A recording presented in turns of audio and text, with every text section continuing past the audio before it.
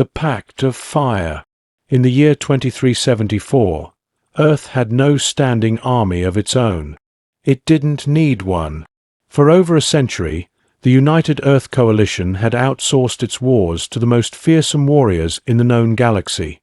The Valkan, 8-foot giants with luminous silver skin and bioluminescent veins that pulsed like molten rivers beneath the surface.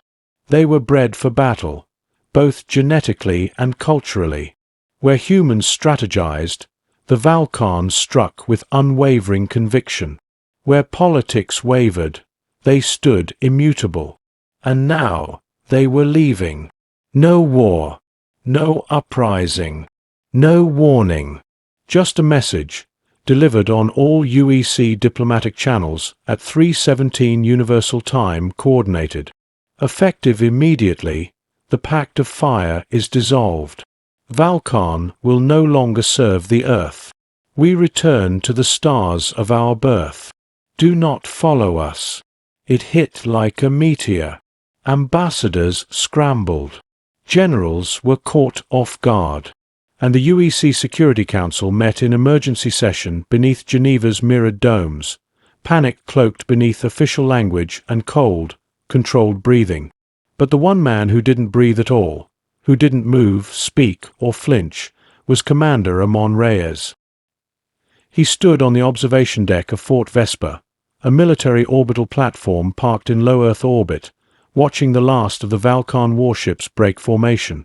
3 long, crescent-shaped vessels with hulls dark as the void and glowing runes etched along their underbellies. They did not signal. They did not explain. They simply vanished into the black. Amon Reyes was no diplomat.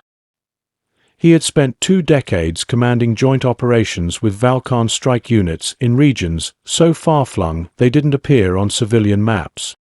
He had bled beside them, lost soldiers beside them, and once, just once, had been saved by one.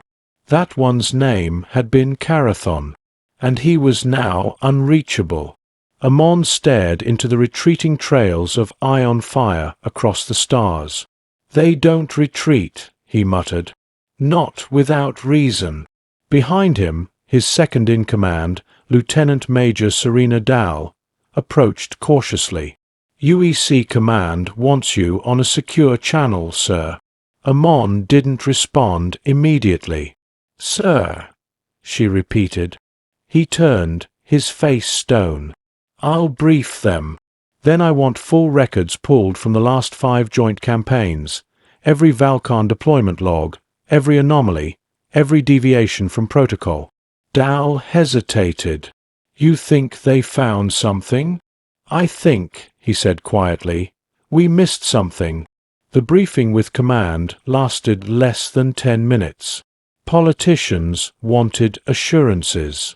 Military brass wanted reactivations. Amon gave them neither. When pressed, he offered only one sentence: "I will find out why they left." And then he disconnected. Back in the dimly lit strategy room aboard Fort Vesper, Dow dropped a secured data pad onto the table. Preliminary logs. I prioritized campaigns from the last 9 months. Something odd in Sector Zephyr 3. Amon picked up the pad, scanning the metadata. Zephyr 3 was a containment op, he said. Supposed to be. Until the Valkan deviated from orders. Amon raised an eyebrow. "Show me." Dow tapped a control node. A projection flared to life. A battle zone feed from 3 months prior. A joint UEC Valkan strike force was assaulting a quarantine structure on the moon Ganystera, a former research facility turned hostile stronghold. The footage was grainy, but clear enough. UEC infantry advanced cautiously under heavy fire, while Valkan units moved with terrifying speed, clearing resistance with brutal efficiency. Then, the deviation.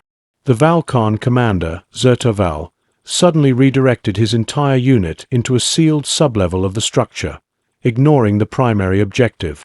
For 28 minutes, they were off-grid. When they re-emerged, Their weapons were holstered. None would speak of what happened below. 1 week later, Zertaval formally requested reassignment to Deep Space Patrol. 2 weeks later, he was dead. Official cause: ship malfunction. Unofficially, Amon now knew better. They found something, Amon said. Something in that sublevel. Dal leaned forward. You want boots on Ganystera? No, he said. It's been sterilized since the op. If there was anything, it's gone. He stood.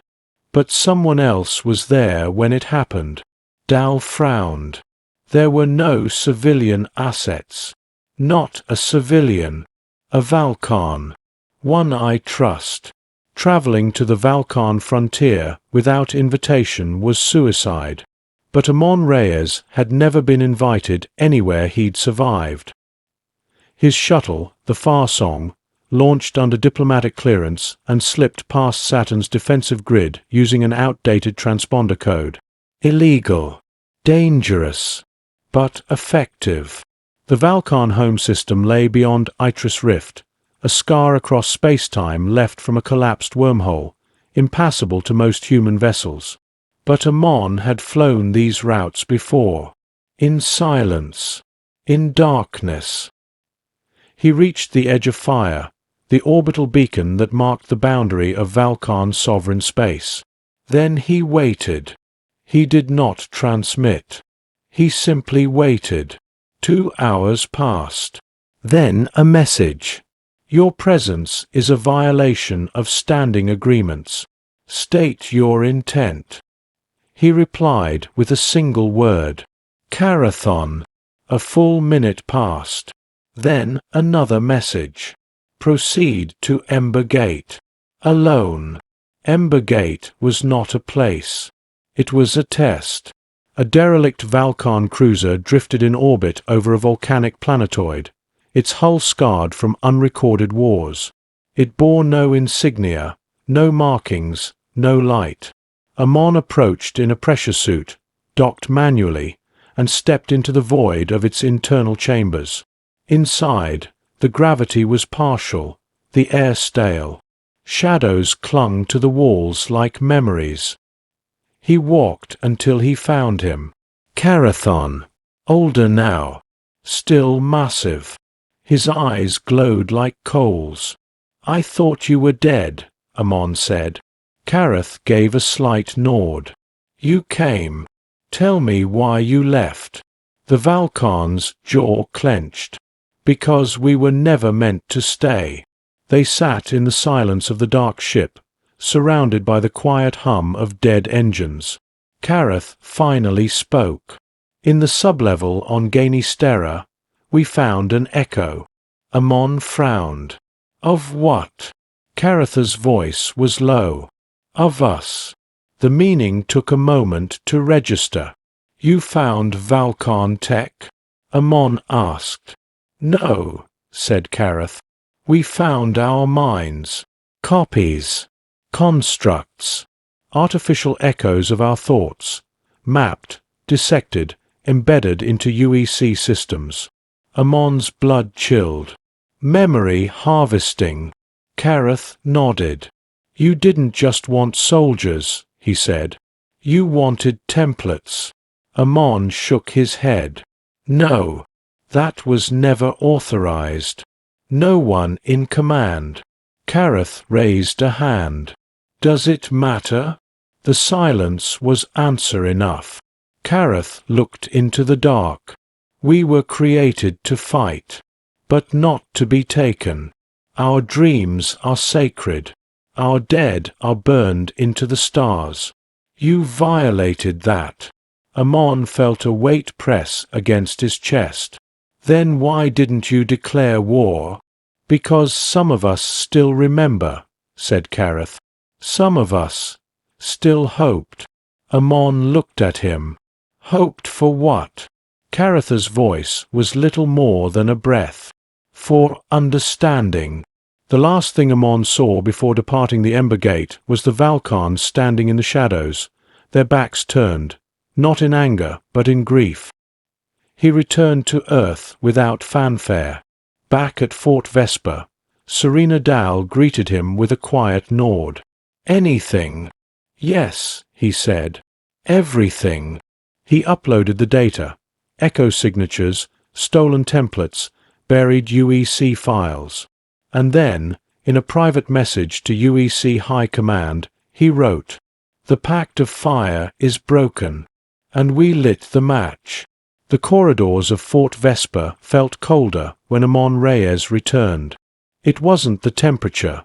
Environmental systems were stable. It was something deeper.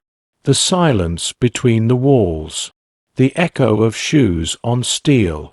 The way station personnel looked away when he passed. Everyone had heard by now. The Valkon had left. And someone, somewhere in the vast machine of Earth's leadership, had given them a reason. Reyes stood alone in the command chamber.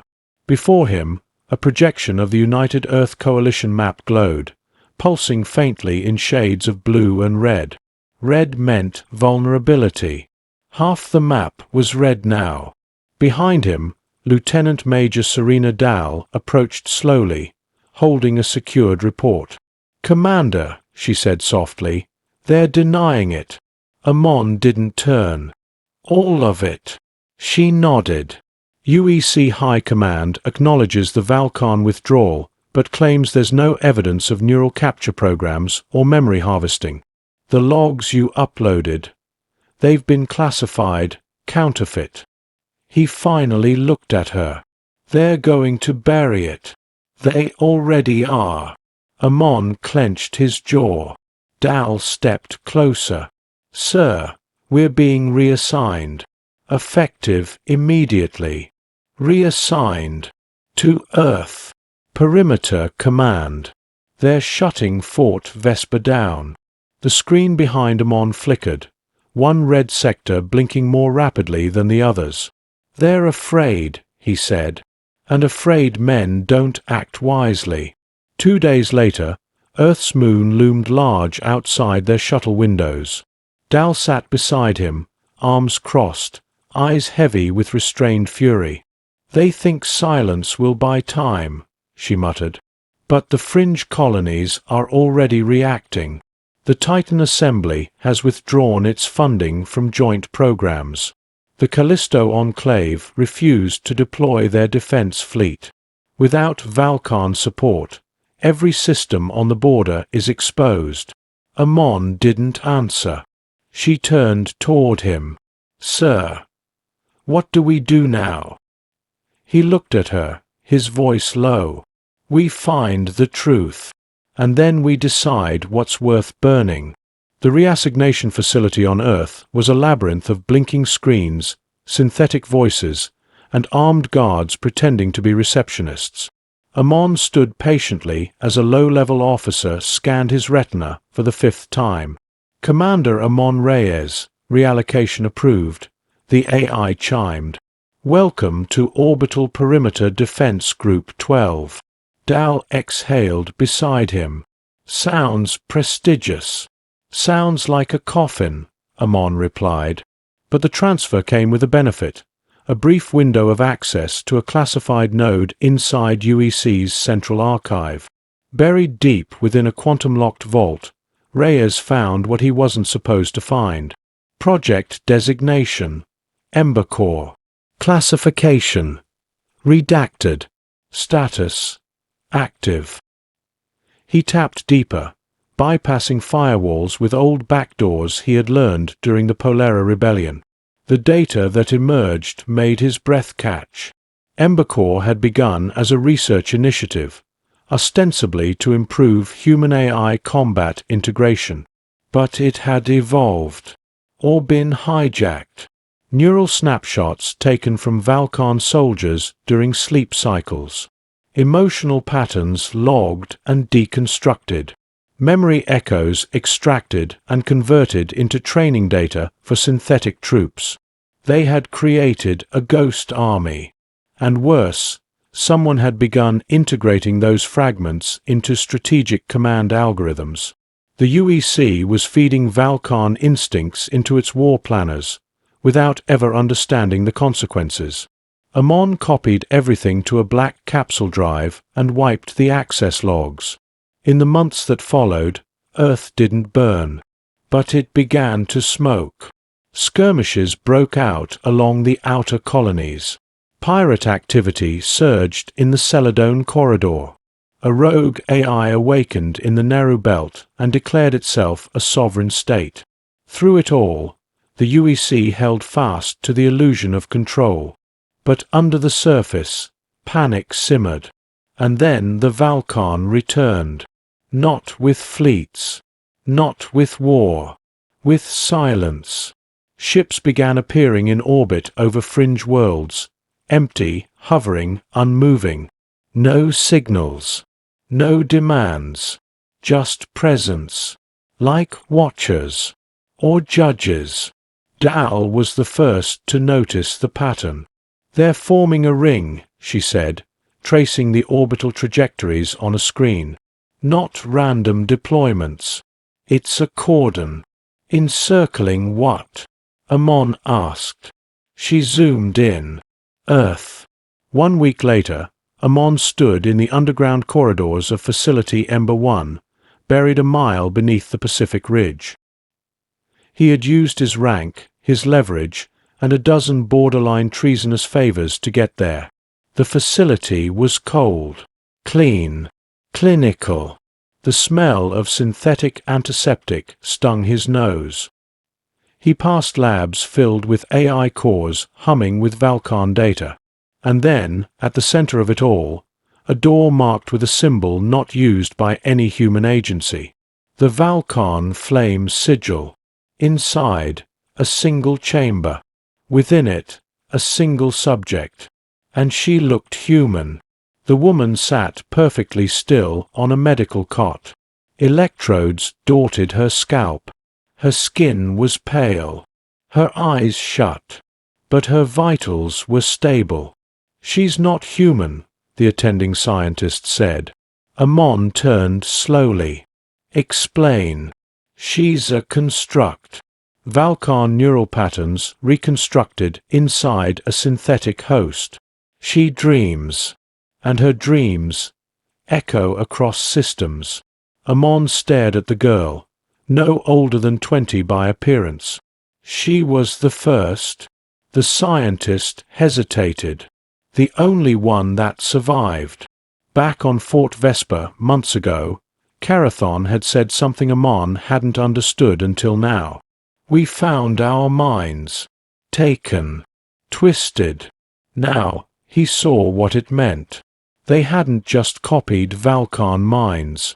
They had rebuilt them. And in doing so, crossed a line even war could not justify. As Amon turned to leave, alarms blared. A screen lit up. Valkan fleet signatures inbound. But they weren't heading for Earth. They were converging on Ember 1. Dal met him at the exit. "They're going to erase the evidence." Amon nodded grimly. "No. They're going to bury their dead." Inside the chamber, the girl opened her eyes. She did not scream. She whispered a name. "Karath." And then the lights died. The Valkan ships didn't fire when they arrived. They didn't broadcast warnings, didn't issue ultimatums. They came in silence, descending through the upper atmosphere of Earth like falling embers. Slow, deliberate, and absolute. 30 vessels, obsidian and gold, aligned in a perfect orbital pattern above the Pacific Rim, each positioned directly over Facility Ember 1. Amon Reyes stood beneath a mountain of steel and silence, surrounded by concrete bunkers and humming generators, watching the security feeds go dark one by one. "They've initiated an electromagnetic null field," Dal muttered beside him. "Nothing's getting in. Or out." He nodded. "They're not here for us." "Then who?" Amon turned to the reinforced vault door leading into the core lab. "Her." Inside the chamber, the synthetic girl with the Valkan neural pattern sat motionless, her eyes half-lidded, her breathing shallow. She had not spoken since whispering Carathon's name. She hadn't moved. And yet, the air around her felt heavier by the hour, as if she were tethered to something unseen, something vast.